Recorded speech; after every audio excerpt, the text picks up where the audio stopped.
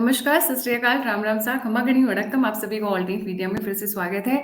आज मेरे साथ जुड़े हुए हैं प्रमोद कुमार बुरावली। मैं प्यार से अन्ना बुलाती हूँ क्योंकि तकरीबन 1 साल से जुड़ी हुई है और आज पहली बार वो शो पर आने के लिए राजी हुए हैं। आते नहीं है। He is a very deep seated man, engineer by profession. He was settled in US with his family and daughters.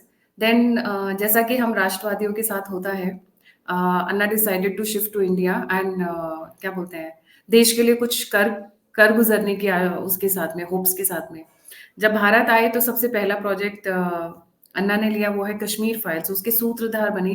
The entire research on the Kashmir files, I can say that proudly, was given by Pramod Anna. And apart from that, इनकी yearly book आती है the mind makers, which is being used mainly by the UPSC students for all kind of information about India and also the world. Economics, geopolitics, अलग अलग तरीके का. So I'll definitely put a link of the book in the comment section and also in the description box. Please have a look at it. It's a very comprehensive book. इसी के साथ a very warm welcome on the show, Anna. Namaste, namaste. Hope all is well. जी. Anna, as we have been talking off the record about the deep state, and our focus of area on the deep state is China, India, and Pakistan deep state, and the game that is going on between them behind the scenes. Ji, Anna, over to you. So, इसका background America से start होता है। हालांकि हमने बात भी की है कि ज्यादा अमेरिका के बारे में बात नहीं करेंगे, लेकिन अमेरिकन सिविल वॉर के टाइम पे जब कंट्री के 2 टुकड़े होने वाले थे, तब उसके बाद जो विक्टोरियस ग्रुप था साउथ का, जो हार गया था, साउथ में बहुत से ऐसे इंस्टीट्यूशंस थे जो नॉर्थ ने कैप्चर किया। नॉर्थ हमेशा लिबरल प्रोग्रेसिव रहा है और अभी भी अमेरिका में लिबरल प्रोग्रेसिव रहा है। तो नॉर्थ ने ये चाहा कि भाई जो इंस्टीट्यूशंस है साउथ में, यूनिवर्सिटीज हैं, उन सबको हम अपने कंट्रोल में लेंगे और वो रिसर्च कन्वर्ट करेंगे। और तब से स्टार्ट हुए 2 फाउंडेशंस, मतलब यूनिवर्सिटीज, जो बड़े बड़े यूनिवर्सिटीज होते हैं विश्व के जाने माने यूनिवर्सिटीज, उनको फंडिंग मिला था अमेरिकन डीप स्टेट से 1871 से, वाया रॉकफेलर फाउंडेशन और फोर्ड फाउंडेशन। 2 फाउंडेशन आपको हर एक जगह पे, इंडिया में भी आजकल आप अगर न्यूज क्लिक वाला कंट्रोवर्सी देखोगे, कोई भी कंट्रोवर्सी रिसेंटली 20-25 साल में आप देखोगे, जो भी एनजीओ को फोर्ड फाउंडेशन ने फाइनेंशियल सपोर्ट दिया है, वो सब सीआईए के थ्रू आता है। ये ओपन सीक्रेट है और सब इंटेलिजेंस एजेंसी जानते हैं कि सीआईए अपने एनजीओ और फाउंडेशंस को यूज करके अपना एजेंडा चलाती है। ये आपने सही वाला ओपन किया। अमेरिकन एम्पायर और इट्स मीडिया, जो काउंसिल फॉर फॉरेन रिलेशन एक फाउंडेशन है, एक थिंक टैंक है, जिसके जरिए ये सारा फंडिंग होता है। आप अगर चाहोगे तो अल्टरनेट मीडिया के आप शायद ये आप शेयर कर सकते हो फ्यूचर में भी, ताकि पीपल गेट टू नो कि कितना बड़ा एम्पायर है। इसके अभी 150 साल होने को है, मतलब इतना टाइम लग गया इनको ये सब एस्टैब्लिश करने में। आपने देखा मीडिया में है, सोशल मीडिया में अभी इन्फिल्ट्रेट हुए हैं, न्यूज़पेपर्स में, टीवी में, हर एक जगह में इनके लोग पहुंच जाते हैं और इनका एक ही एजेंडा होता है, अमेरिका फर्स्ट। तो इसमें कोई सरप्राइजिंग एलिमेंट नहीं है। लेकिन पाकिस्तान चाइनीज स्टेट सिक्योरिटी और अपैरेटस, जो उनका डीप स्टेट होता है, उनका एजेंडा अलग होता है। ये अमेरिका फर्स्ट कहते हैं तो वो कहते हैं पाकिस्तान वाले इस्लाम फर्स्ट, चाइना वाले कहते हैं माओइज्म फर्स्ट। वो आइडियोलॉजिकल ड्रिवन है। अमेरिकन डीप स्टेट कम से कम कंट्री ड्रिवन है कि भाई ठीक है, मेरे और 4 भाई हैं न्यूजीलैंड, कनाडा, यूके और ऑस्ट्रेलिया, जो अंग्रेजी बोलते हैं। हम सब एंग्लो सैक्सन स्टॉक से बनते हैं। हमारी जो रेस है वो एक ही है, हम भाषा एक ही बोलते हैं, और हमारा 5 आइस अग्रीमेंट के जरिए हमारा इंटेलिजेंस शेयरिंग होता है, लेकिन it is very sort of geographical in nature. लेकिन चाइनीज स्टेट सिक्योरिटी अपैरेटस ने यही जो अमेरिकन अपैरेटस है उसको कॉपी किया, बिल्कुल। जो हर एक चीज में ये माहिर कहलाते हैं, रिवर्स इंजीनियरिंग, वो इसमें भी रिवर्स इंजीनियरिंग कर दिया इन्होंने। तो अगर अमेरिकन सोशल मीडिया फेसबुक है तो इन्होंने वीबो खड़ा कर दिया और उसमें आधा से ज्यादा फंडिंग चाइनीज स्टेट दे देती है। पाकिस्तान वैसे इतना टेक्नोलॉजिकली एडवांस नहीं है कि उसका डीप स्टेट कोई टेक्नोलॉजी में इन्वेस्ट करें या टेलीकॉम में इन्वेस्ट करें, सेमीकंडक्टर में इन्वेस्ट करें, वो अभी भी उनका फोकस सिर्फ इस्लाम के लिए 200 न्यूक्लियर बॉम्ब को प्रोटेक्ट करना है, क्योंकि उनका एजेंडा ही वही है पहले से। तो उनका लिमिटेड मैंडेट जो है, उन्होंने उसको ही फॉलो किया। लेकिन चाइना का बड़ा स्केच है, क्योंकि जब से सोवियत यूनियन का कोलैप्स हुआ, तब से एक बड़ा वैक्यूम रह गया था साउथ अमेरिका में, अफ्रीका में और खासकर एशिया में, जो सोवियत यूनियन कंट्रोल करती थी, केजीबी कंट्रोल करती थी। वो जो इंस्टीट्यूशंस हैं, उन सब को चाइना ने जाके स्लोली, मतलब इतनी जल्दी नहीं थी उनको 90s में उनकी खुद की इकोनॉमी को भी इम्प्रूव उनको करना था। और जैसे तैसे उनकी इकोनॉमी बढ़ती गई, उन्होंने पैसा अपने चाइनीज सॉवरेन फंड से उठा के, कंट्री का जो फंड था डेवलपमेंट वाला फंड, इन इंस्टीट्यूशंस में बहुत से आपको इंस्टीट्यूट्स दिखेंगे ऐसे, बहुत से आपको चाइनीज कल्चर को जो प्रमोट करते हैं, जो कहते हैं कि हम भाई सिर्फ आर्ट ऑफ वॉर वो टीच करेंगे, कराटे टीच करेंगे, कुंग फू टीच करेंगे, सॉफ्ट पावर जिसको कहते हैं। हर एक सॉफ्ट पावर इंस्टीट्यूट में जिसका कोई ना कोई चाइनीज गवर्नमेंट का एक और कल्चर इथॉस का कोई कनेक्शन होता है, उसमें चाइना ने फंड डाल दिया। सो ये चाइनीज इंटेलिजेंस का मोडस ऑपरेंडी है। जैसे मतलब आपको मैं कभी एक ड्रॉ करके आपको पिक्टोरियल रिप्रेजेंटेशन दिखा दूंगा गायत्री जी। अमेरिकन जो इंस्टीट्यूशंस हैं, बस उसका नाम निकाल दो और उसका चाइनीज नाम रखो, वो वही काम करते हैं, एग्जैक्टली सेम। इसीलिए आपने देखकर आपको पता है कि कोविड के बाद 1 डेढ़ साल तक कोविड में बहुत से कमीशंस बैठाए गए, वेस्टर्न वर्ल्ड ने बहुत से, उन्होंने कांग्रेशनल कमिटीज बिठाए, सेनेट कमिटीज बिठाए, ये तय करने के लिए कि कोविड आया कहां से। ब्लेम तो किसी को लेना होगा ना। अरे भाई, वुहान लैब से आया है या चाइनीज गवर्नमेंट ने किसी से पैसा लेके किया, क्योंकि ये इतने दिमाग वाले नहीं होते हैं, ये रिवर्स इंजीनियर वाले हैं ना। तो वेस्ट एक तरह से उनकी इनकी खिल्ली उड़ाता है। मैं जब 21 साल था अमेरिका में, ये सच में रेस्पेक्ट नहीं देते हैं चाइना को। हाँ, फाइनेंशियली ये आ गए हैं, इकोनॉमिक वाइज बढ़ गए हैं, लेकिन टेक्नोलॉजी वाइज जैसे जिस तरह का रेस्पेक्ट इंडिया को मिला चंद्रयान की वजह से, जो हमने मून के अदर साइड पे लैंड करके दिखाया है ना, जिस तरह का रेस्पेक्ट हमारे इंडियन एथलीट्स को दिया जाएगा जब ये एशियन गेम्स खत्म होगा, शायद 120 तक इनके मेडल अभी पहुंच जाएंगे, वो वाला रेस्पेक्ट अलग होता है। क्योंकि ये अपने आप से आत्मनिर्भर होके, इंडिपेंडेंट होके, without any help from anybody हमने करके दिखाया। इसलिए लग गया, टाइम तो लग गया ना हमारा 75 ईयर। वो वाला सेम रिस्पेक्ट चाइना को नहीं मिलता है कहीं पे भी। कॉन्फ्रेंसेस में जाइए, उनको पता है कि चाइना ने किसी तरह से ब्राइब करके, सेड्यूस करके, कुछ ना कुछ करके वो टेक्नोलॉजी अमेरिका से कहीं से पाया है, उसको वापस लेके गए, रिवर्स कर दिया और उसको फिर अपना चाइनीज प्रोडक्ट करके। और चाइना में थोड़ा भी इसमें शर्मिंदगी नहीं होती है। वो कहते हैं आपने हमको लूटा, अब हमारा टाइम है आपको लूटने का। सो American deep state, Chinese deep state में एक ही अंतर है, अमेरिकन डीप स्टेट में कम से कम थोड़ा अभी भी सेंसिटिविटी है कि भाई अगर हम काम करेंगे तो लोग क्या समझेंगे, हमारी जो छवि है वो क्या, कौन बर्बाद कर देगा। मैं आपको उदाहरण देता हूँ, वो जो फर्क है मैं आपको समझाता हूँ। ये जो ट्रूडो ने कंट्रोवर्सी खड़ा कर दिया कि भाई हमारे आदमियों ने जाके इंडियन रॉ ने वहां पे असैसिनेट कर दिया, वो इंटेलिजेंस कहाँ से पहुंचा होगा? कनाडा के पास थोड़ी है इतना इंटेलिजेंस अपैरेटस। वो उसकी इंटेलिजेंस एजेंसी घोड़ों पे घुड़सवार है, कैनेडियन माउंटेड पुलिस का एक यूनिट है वो इंटेलिजेंस अमेरिका ने ही दिया उनको। मैं 100% कहता हूं इंडियन डीप स्टेट ने ही उसको कुछ किया होगा। भाई क्यों नहीं करते? इतना कुछ बवाल मचा के छोड़ा है बाहर, हर एक कॉन्सुलेट में खालिस्तानियों को इतना फॉर्डर दिया, किसने दिया? जो वेस्टर्न कंट्रीज इनको शरण दे रहे हैं, वही लोगों ने तो ये सब काम किया ना। अच्छा, तो G20 बहुत सक्सेसफुल हुआ, सभी लोग आए, अतिथि बन के आए, मेहमान नवाजी हमारे लोगों ने भी कोई कसर नहीं छोड़ी। इनका जलन इतना था, इनका ये जो अंदर से जेलसी था, जैसे ही वो गए, उन्होंने वो एविडेंस, वो जो रॉ का कॉन्सल जनरल था या डिप्टी कॉन्सल जनरल था, उसके बारे में इनको कनाडा वालों को दे दिया, ओके।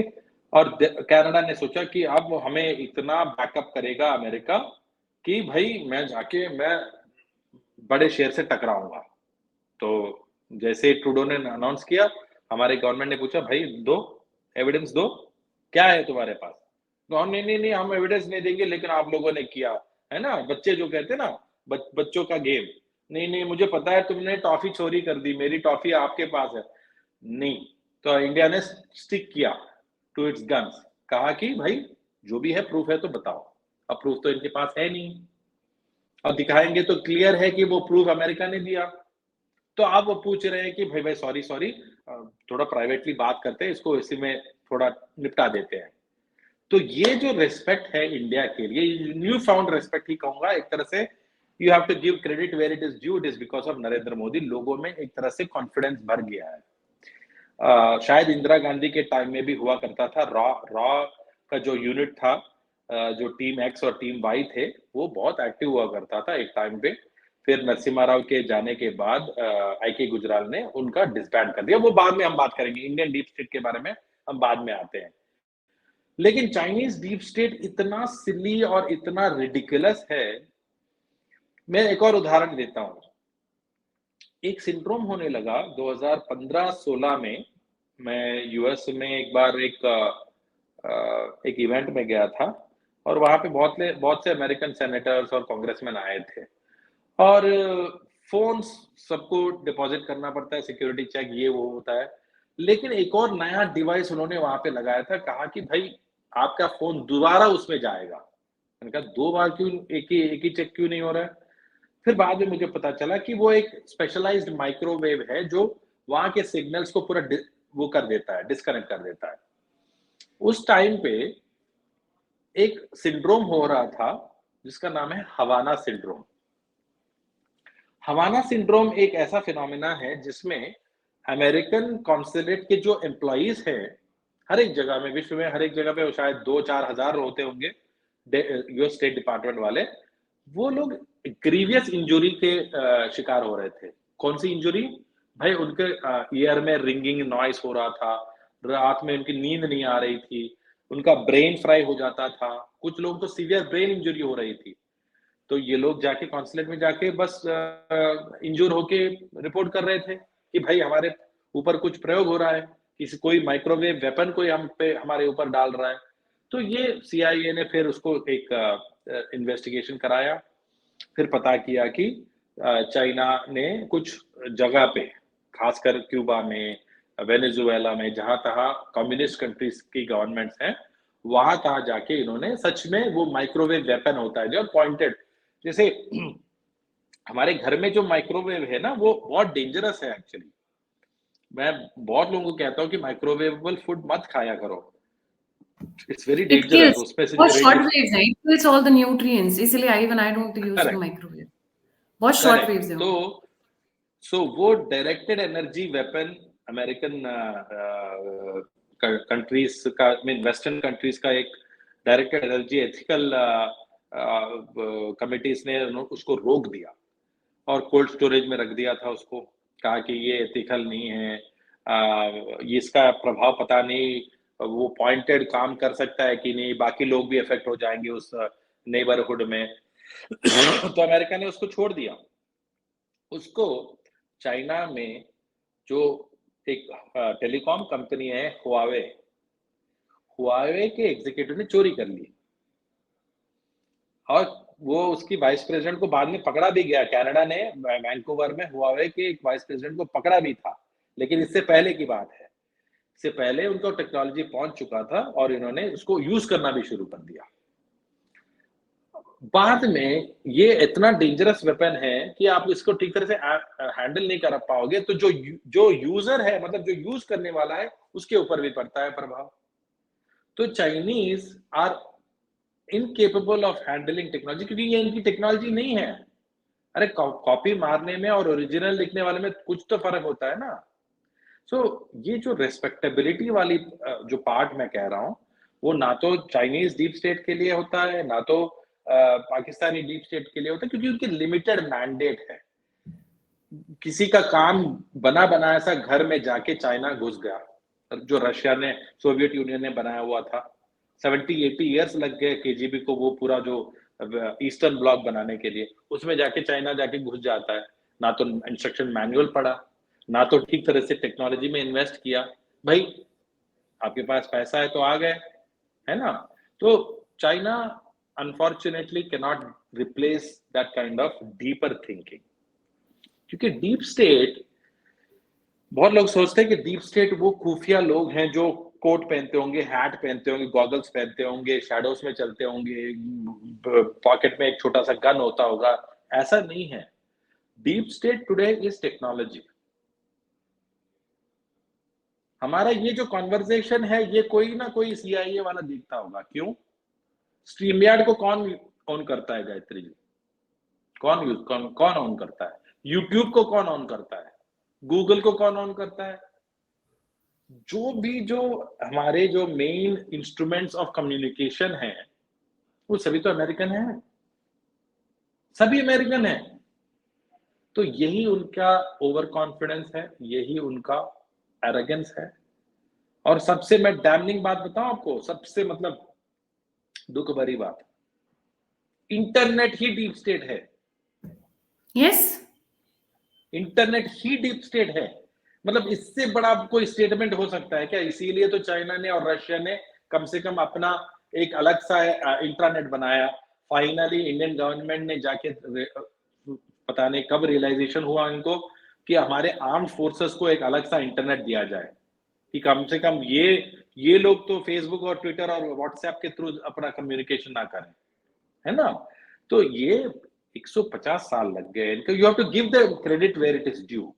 मतलब इन्होंने जो पैसा कमाया उसको कोर रिसर्च में डाला, आईबीएम में डाला, डारपा में डाला। डारपा एक ऐसी डिफेंस रिसर्च एजेंसी है जो बहुत सेमिनल वर्क करती है, एक ओरिजिनल वर्क, जिसमें आप कहेंगे कि जो साइकेडेलिक्स है, जो एक तरह से माइंड कंट्रोल वाला पैराडाइम है, कंट्रोलिंग एलिमेंट्स है, ये सब बहुत सी चीजें हैं जो हमारे एंशिएंट सिविलाइजेशंस में भी हुआ करता था। ग्रीक सिविलाइजेशन में भी हुआ करता था, इजिप्शियन भी था, और हमारा तो था ही था। तो वो सब जो जो भी डेटा मिलता है उसको लेकर ये बैठ जाते हैं। सालों सालों तक 20-30-35 साल लग जाता है एक पीएचडी वाले स्कॉलर को एक कोई सेमिनल टेक्नोलॉजी लाने के लिए। And USA has achieved that through a web of organizations which China is trying to copy, which Pakistan in a limited fashion, उनको क्या चाहिए? बस इंडिया को रोक के रखो। वेस्ट को तो पाकिस्तान एक यूजफुल इडियट है जो अपना काम करके, क्योंकि वेस्ट हमको रोक नहीं सकता। हमारे इंटेलिजेंस लेवल को अब देखिए, कौन कर पाया dark side of the moon, है ना? इसरो ने करके दिखाया। And you give us some more time, 15-20 साल में India will only be the power which will have that original research, क्योंकि वो हमारे पास है, वो नेचुरल है। थोड़ा इंकरेजमेंट, प्राइवेट फंडिंग, एक तरह से इंकरेजमेंट फॉर फेल्योर। यहाँ पे इंकरेजमेंट फॉर सक्सेस नहीं चाहिए Gayatri ji, encouragement for failure चाहिए। भाई गिरो, 10 बार गिरो, 11वां टाइम मैं आपको उठाऊंगा, आपको सक्सेसफुल करके दिखाऊंगा। यही अमेरिकन टेम्पलेट है। ये कोई ऐसे सिविलाइजेशन नहीं बनाता बिना हर एक चीज में सक्सेस, हर एक बार सक्सेस किसी को कौन बताइए, एक आदमी बताइए जो फर्स्ट टाइम ही सक्सेसफुल हो गया। It is repeated failures that led them to get to where they are right now, है ना? Right. So just to long story short give you high level, Chinese state security का एक ही फंडा है कि chase the success. America is the successful model. तो उन्होंने क्या किया? काउंसिल फॉर फॉरेन रिलेशंस कर दिया, तो इन्होंने एक और काउंसिल बना दिया। उन्होंने कुछ और इंस्टीट्यूट बना दिया फॉर डेवलपमेंट स्टडीज, इन्होंने फेंग शुई इंस्टीट्यूट कर दिया। हाँ, बट इन्होंने इन्होंने फंडामेंटल्स नहीं सीखे, द बेसिक नहीं सीखा जिसके ऊपर पूरा एम्पायर खड़ा है उनका। नहीं, because today it is not the old Chinese empire. जो आज का चाइनीज एम्पायर है, it is just a virus. ये इन्होंने खत्म कर दिया 1960s में माओ जेडोंग ने। उसके बाद से ये खड़े नहीं हुए। There is nothing original about China और चाइनीज कल्चर एनी मोर। ये they probably have some memory left कुछ विलेजेस में, पता नहीं क्या बचा है क्या नहीं। It is now purely a communist state. और कम्युनिज्म में क्या क्या चीज है, कौन सी क्या क्या सीखने के लिए है? ये सीखने वाली सिविलाइजेशन नहीं है। जो बाकी आपने जो सीखा है उसको भुलाने वाले सिविलाइजेशन है। इसलिए आपने देखा होगा जो भी इनके इनको आका कहते हैं यहाँ पे इंडिया में बैठ के, उन लोगों का एक ही काम होता है कि भाई चाइना से सीखो। क्या सीखें भाई? उनकी तो इकोनॉमी भी अभी भी डोलड्रम्स में है ना? इन्होंने ना तो अपना एक वायरस कंट्रोल कर पाए ये लोग। ये न्यूक्लियर सबमरीन लेके आए हैं ताइवान स्ट्रेट्स में, वो डूब गया। क्या सीखे इनसे? कुछ नहीं। अगर आपको कुछ सच में चाइना से सीखना हो, वो is only one thing which is to stand up to the West. हाँ, वो अच्छा करते हैं। चाइना अमेरिका ने कुछ कहा, तुरंत ही प्रेस कॉन्फ्रेंस करो। अमेरिका ने कुछ कहा वीगर मुसलमानों के बारे में, चाइना ने कहा कि भाई चलो आपके अफ्रीकन अमेरिकन के बारे में बात करो। आपने जो नेटिव अमेरिकन के साथ अत्याचार किया, बात करो। ये जो लैक ऑफ नाइसिटीज है, ये हमको और बाकायदा we have to imbibe and learn from China. थोड़ा हम बहुत गुडी गुडी हो जाते हैं। That is when your deep state has become very active. Confidence जी। बढ़ता है ना अपने में। अभी अभी आपने देखा होगा ये जयशंकर जी का थग लाइफ वीडियोस बहुत फेमस हो रहा है। कोई डिप्लोमेट का कोई थग लाइफ वीडियो फेमस होता है क्या? डिप्लोमेट तो डिप्लोमेटिक होता है। वो हंसता भी है तो उसका अलग सा हंसी होती है फॉरेन सर्विस वालों की। ऐसे लगते हैं कि जैसे बस थक के हंस रहे हैं।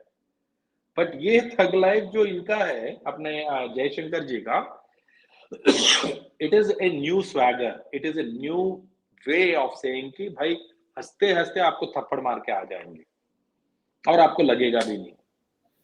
ट्रू। यही करना है। दैट इज व्हाट रॉ also used to do. Our Indian deep state also has multiple agencies, also has capabilities, जिसको बहुत बखूबी से इंदिरा गांधी ने यूज किया। She deployed it very perfectly. Some people would say कि उनके खुद के बेनिफिट के लिए भी यूज किया, वी डोंट नो। मेरे पास तो प्रूफ नहीं है, लेकिन जी। You have to give credit where it is due.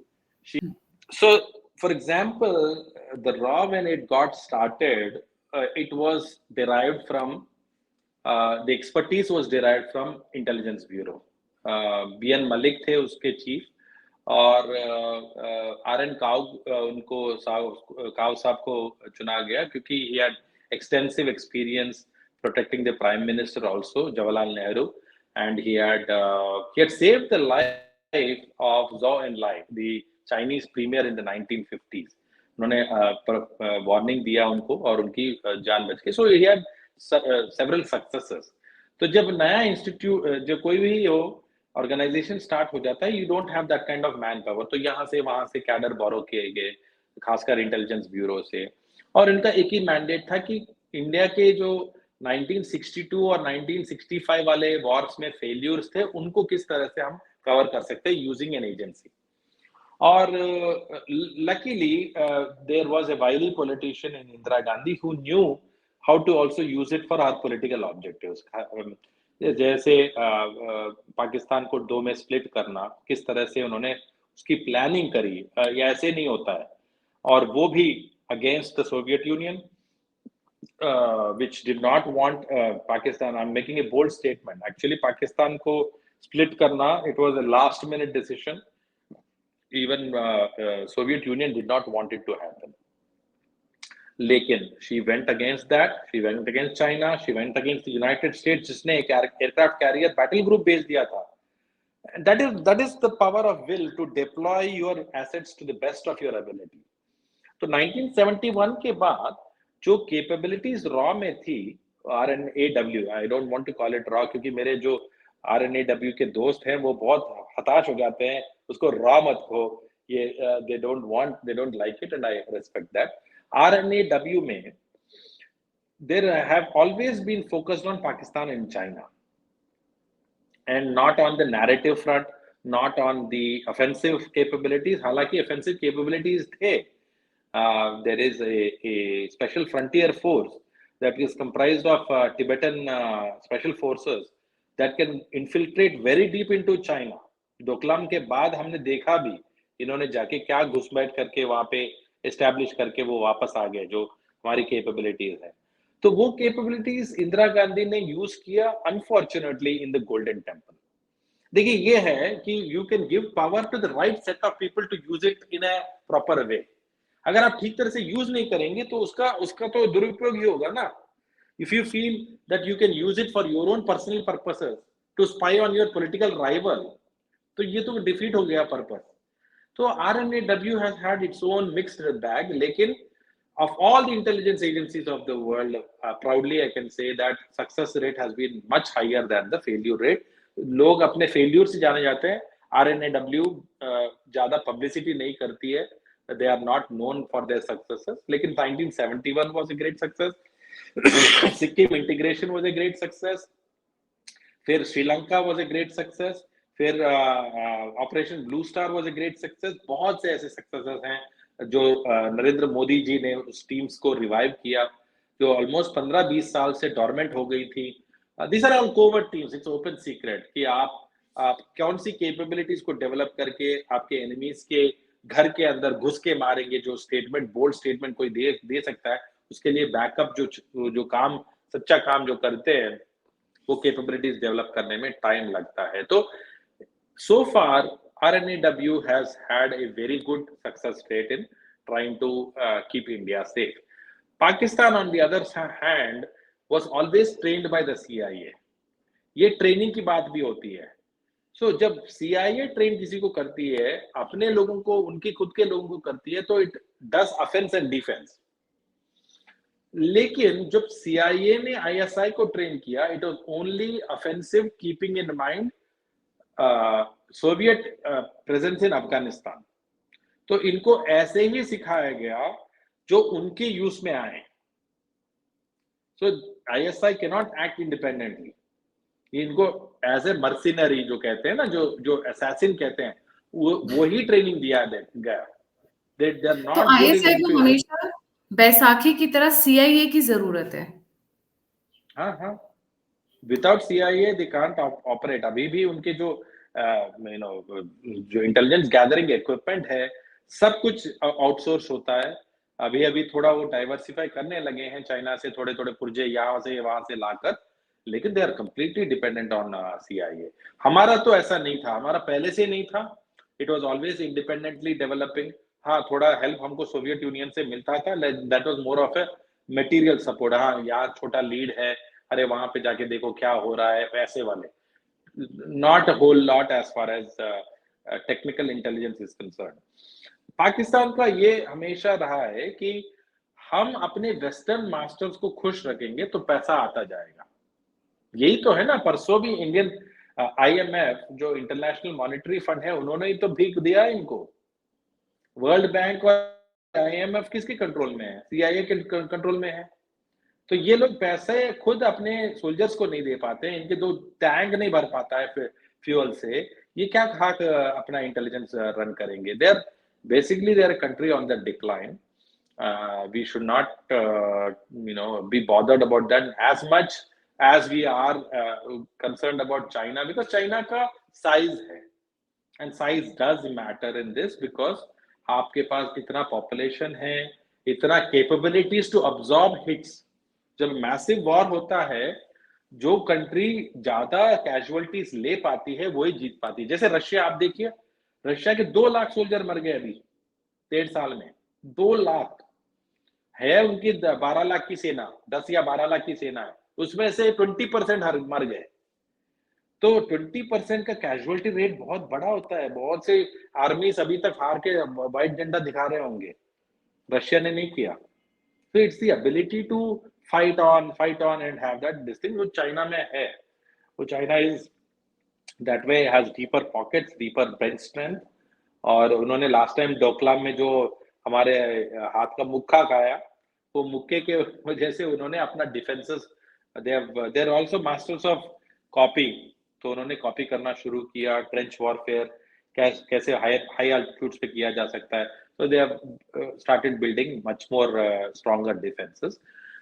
But again, like I said, it's all a matter of confidence when it comes to all of these games, big boy games जिसको कहते हैं. Big boy games में क्या होता है, जब country का पेट भरना शुरू हो जाता है, when poverty is not an issue anymore, it is better facilities, better airports, better roads. ये गेम हमको बखूबी खेलना हमारे पूर्वजों ने ही सिखाया है. चाणक्य के पास इतना बड़ा स्पाई नेटवर्क हुआ करता था, एंड उन्होंने चंद्रगुप्त ने एक बार कहा कि राजा के पास सबसे बड़ा खजाना क्या होना चाहिए, तो चाणक्य खुद इमीडिएटली कहते हैं कि आपके पास जो स्पाइस है, स्पाइस का नेटवर्क है, इंफॉर्मेशन, यही आपका ट्रेजर है.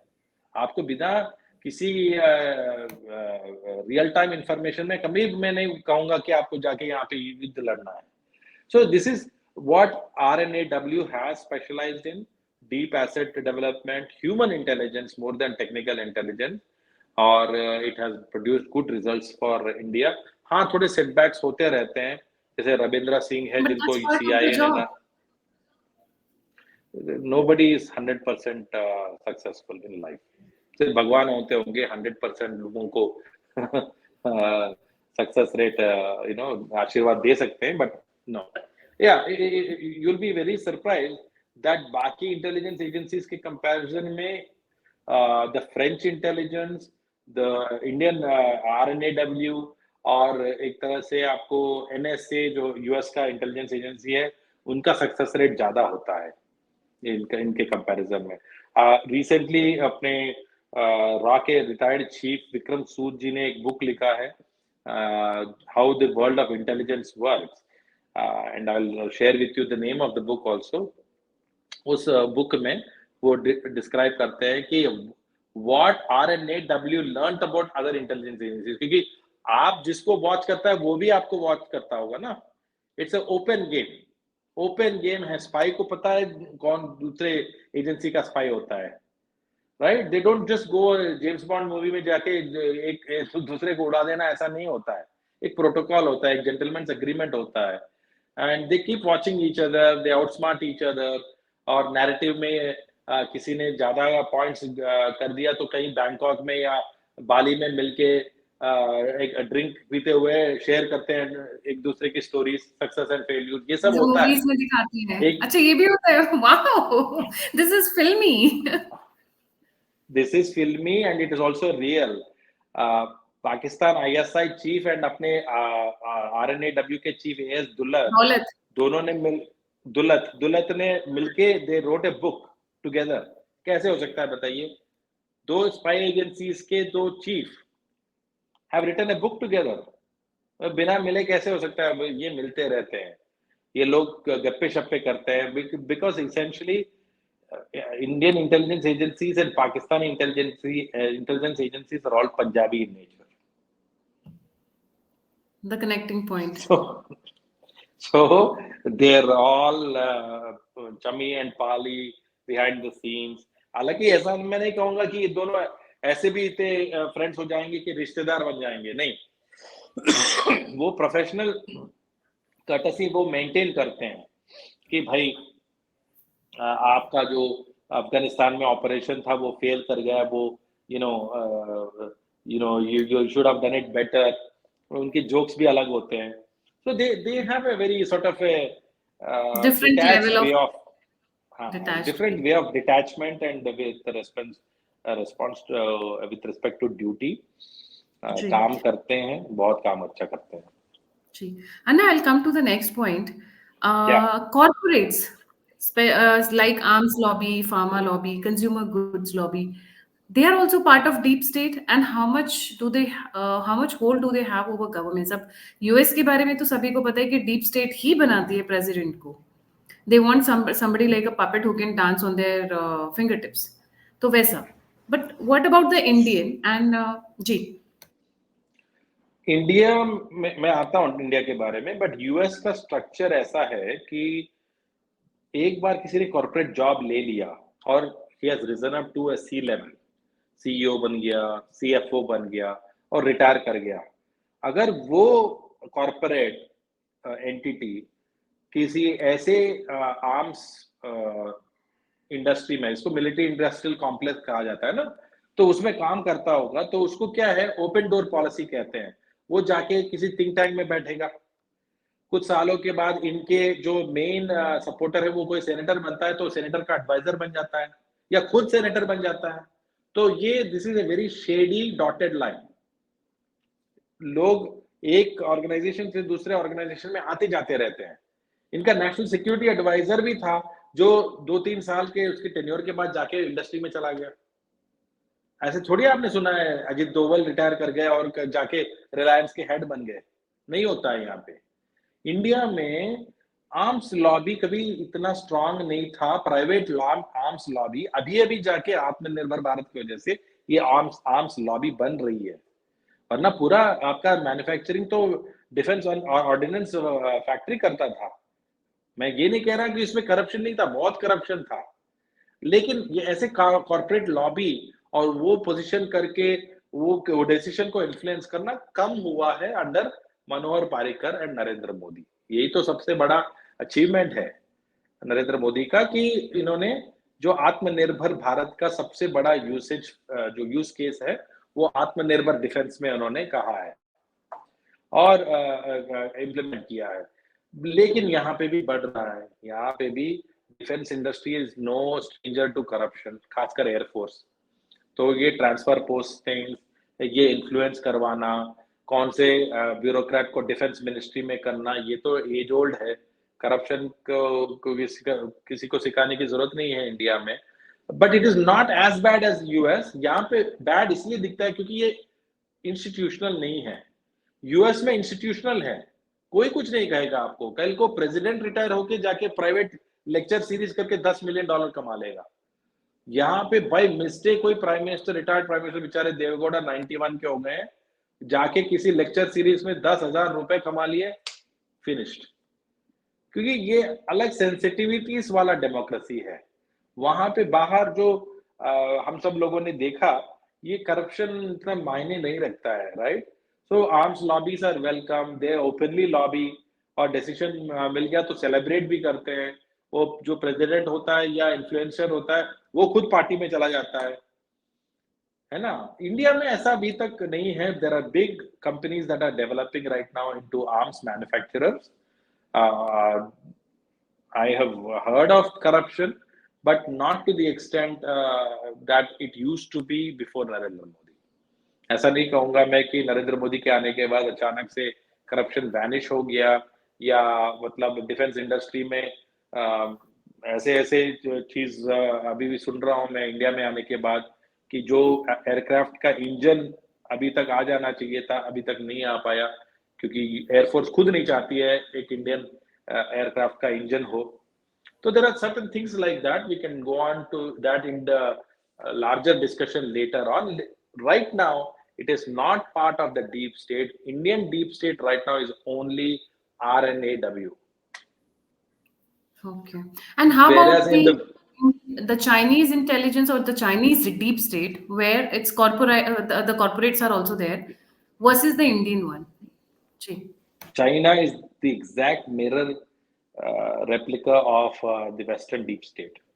तो अगर उनके कॉर्पोरेशन जैसे हुआवे है, हुआवे ने तो ओपनली फाइनेंस किया था टेलीकॉम सभी कंट्रीज के, जो जहाँ पे वो इंस्टॉल कर रहे थे 5G, वहां पे जाके स्पाई वो कर रहे थे openly on the behalf. So it was a corporate entity that was spying on behalf of the Chinese government. हर एक मिड लेवल मैनेजमेंट को वो चाइनीज कर्नल से ही भरते हैं। You know, if you just do a deeper background check, not on Google, but if you commission a deeper background check, most of the Chinese PR officers are all part of their state security. No, in fact, they are the industrialists also, no? Those who have retired from the army, or those who have left the army, or those also within the army, they own companies, their wives own companies, their relative own companies.